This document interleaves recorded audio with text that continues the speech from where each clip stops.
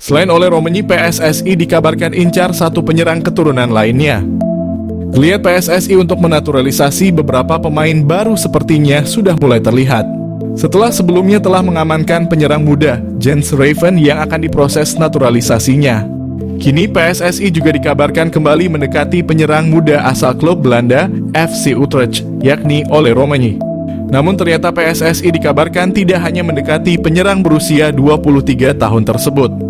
Salah satu pemain yang juga dikabarkan tengah didekati oleh PSSI adalah Milan Manhoef.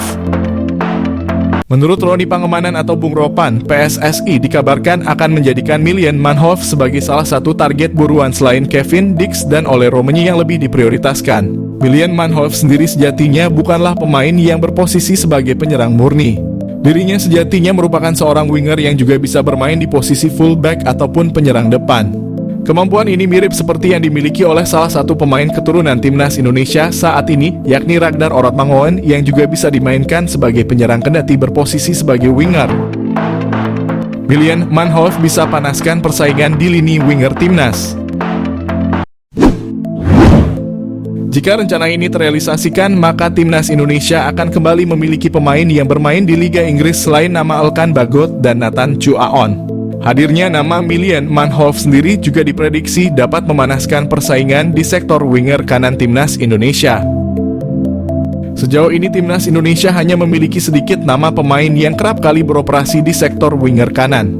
Selain nama Witan Sulaiman, ada pula nama Egy Maulana Fikri dan Yakob Sayuri yang kerap mengisi posisi winger kanan timnas Indonesia saat ini.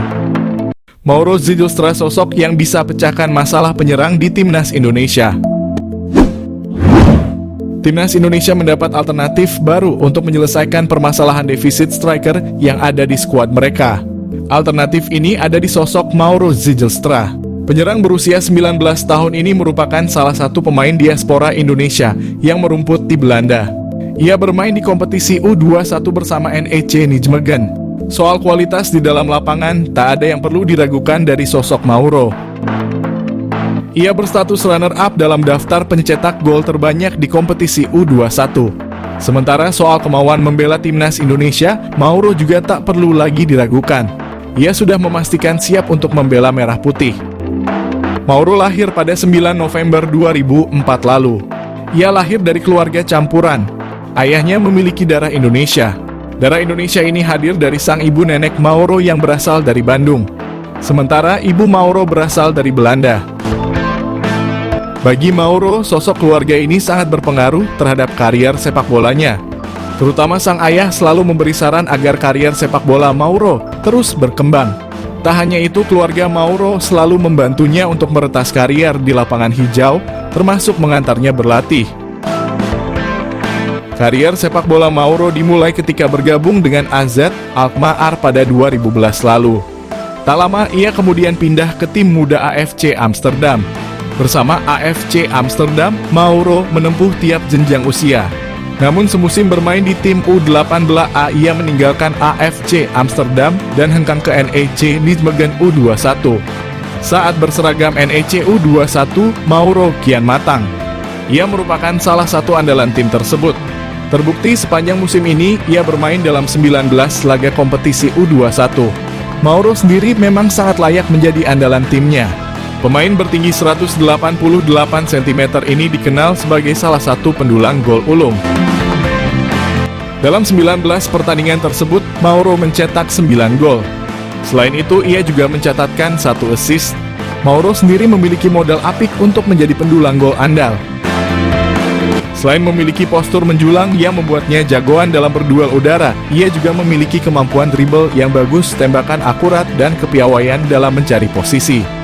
Dengan modal seperti ini, mengawal sosok Mauro bakal menjadi tugas berat bagi barisan pertahanan lawan. Tak hanya kemampuan teknis, Mauro juga punya kualitas mental jempolan. Ia tak takut untuk mengambil risiko. Tak hanya ditunjukkan di lapangan hijau, keberanian Mauro mengambil risiko tersebut juga ditunjukkannya dalam mengambil keputusannya dalam mengambil jalan karier. Mauro berani meninggalkan zona nyamannya di NEC Nijmegen. Ia meninggalkan klub tersebut dan bergabung dengan Volendam. Semua ini dilakukannya agar mendapat kesempatan bisa melakoni debut di tim senior. Berbicara soal kesempatan, saat ini Mauro sedang menanti kesempatan memperkuat timnas Indonesia. Ia mengaku tak sabar untuk menjadi bagian dari skuad Garuda. Menurut Mauro, ia sudah sempat berkomunikasi dengan perwakilan PSSI yang menyebut bahwa ia merupakan salah satu bidikan untuk mengisi posisi penyerang skuad Garuda. Namun sejauh ini belum ada kabar lanjutan. Namun kondisi ini tak membuat Mauro patah arang. Ia berpikir positif dan berusaha untuk terus meningkatkan level permainannya.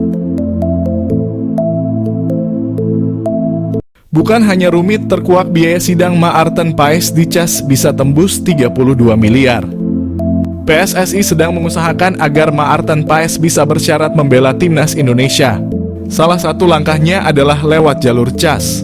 Hal ini karena Maarten Paes terbentur statuta FIFA terkait batasan umur. Di usianya yang sudah 22 tahun, ia ternyata sempat bermain untuk Belanda U21. Maka dari itu PSSI mengupayakan kasus Paes ini ke CAS agar kiper berusia 26 tahun ini bersyarat membela skuad Garuda. Belum lama ini pengamat sepak bola bernama Haris Pardede atau yang akrab disapa Bung Harpa mengungkapkan soal kasus Paes. Ia membeberkan ternyata biaya sidang di CAS ini sangat mahal, menembus 32 miliar. Adapun biaya tersebut belum termasuk lawyer, biaya akomodasi dan transportasi. Maka dari itu biaya yang dibutuhkan sangat tinggi. Adapun Erick Thohir juga mengatakan bahwa jalan Maarten Paes untuk bisa membela timnas Indonesia masih panjang. Namun PSSI akan fokus agar dirinya bersyarat membela skuad Garuda. Maarten Paes masih gantung, kenapa Shin Tae-yong tidak panggil Cirus Margono?